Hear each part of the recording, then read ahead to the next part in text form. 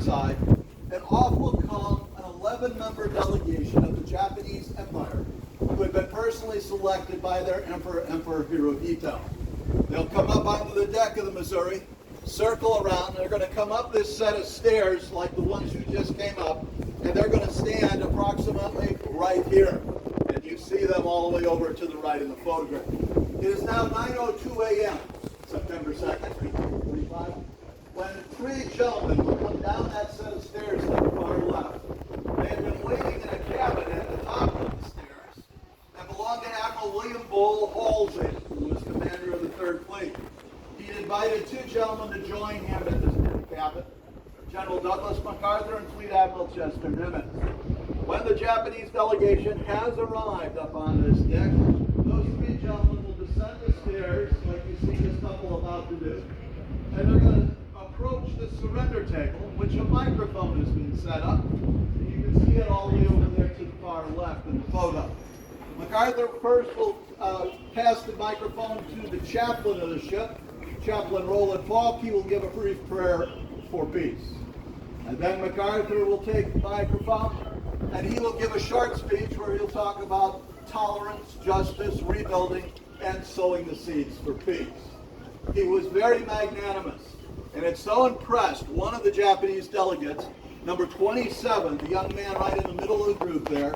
His name is Toshikazu Kase.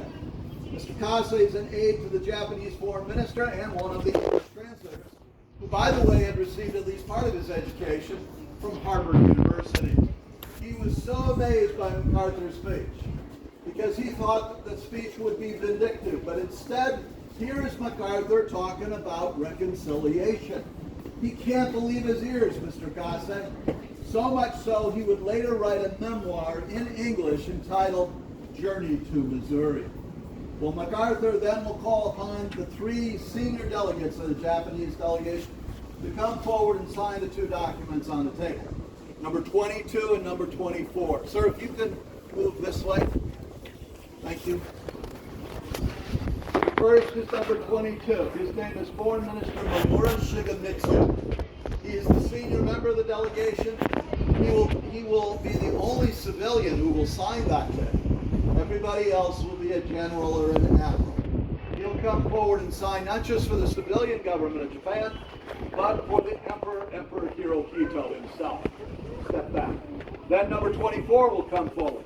His name is General Yoshijiro Umezu. He's the chief of the Imperial General Staff. He is the most senior military and army officer of the Empire of Japan. He will come forward, sign for the military of the Empire of Japan. Step back. Then from the other side of the table, number 1 will come forward. Have a seat. Perhaps you recognize him. That is General Douglas MacArthur. He's the Supreme Allied Commander of all the forces of the Pacific.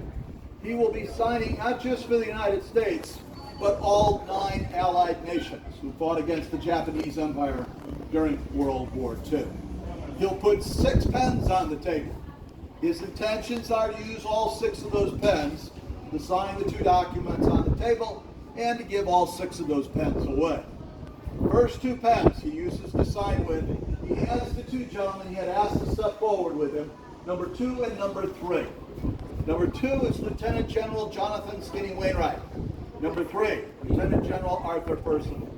Number 2, Wainwright was an American officer, captured at the Battle of Corregidor in the Philippines. Number 3, Percival, British officer, captured at the Battle of Singapore. These 2 men, number 2 and 3, had spent over 3.5 years as prisoners in a Japanese prisoner of war camp in China. They had just been released 5 days before this ceremony.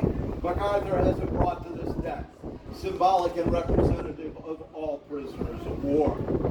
Now, if you look at these 2 gentlemen, number 2 and 3, you're going to notice they look tall, thin, and tired. Each one of them stood in the neighborhood of about 6 foot 4 inches tall. You know that neither one of them weighed more than 95 pounds. MacArthur gives the first 2 pens to them. The 3rd pen would go to the U.S. National Archives in Washington. The 4th pen would go to MacArthur's alma mater, West Point. The 5th pen to his speechwriter. The final pen, the 6th pen, which had actually been a gift to General MacArthur from his wife, Mrs. Jean MacArthur, he will return to her as a delegation.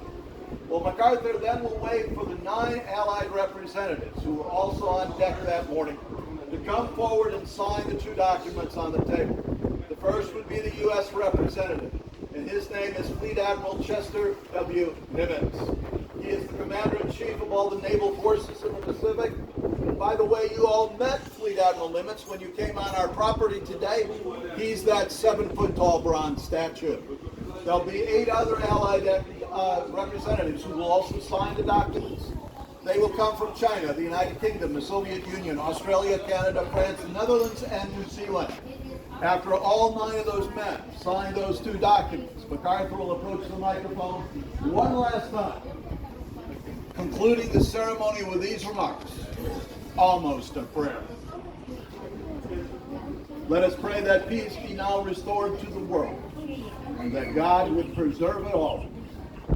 These proceedings close.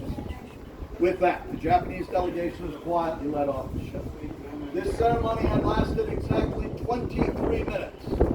23 minutes to end nearly a decade of blood carnage, the loss of millions of lives, the greatest loss of human life in recorded history, World War II. Ladies and gentlemen, where you see this plaque sitting on the deck marks the spot where World War II will end. Now, for most of the world, they did not know what took place on this deck that morning. There was no live TV feed. It didn't exist. There was no live radio feed. It would take MacArthur to seek out a radio broadcast later in the day where he will tell millions the following words. Today the guns are silent. A great tragedy has ended. A great victory has been won. The skies no longer rain death, and the seas bear only commerce. Men everywhere stand uprightly in the sunlight, and the world is now entirely and quietly at peace. And with those words, ladies and gentlemen, World War II will end. Now we have one last stop to make on our tour. Please look around, take photos. If you've got questions, ask me. Some people are interested in number 4 there. That says Vice Admiral John McCain. That's late Senator John McCain's grandfather. And then over here in the glass case are copies of the 2 documents signed that day. The open hatch meets the captain's import cabinet. Please listen for my call. We'll get back together over here on the other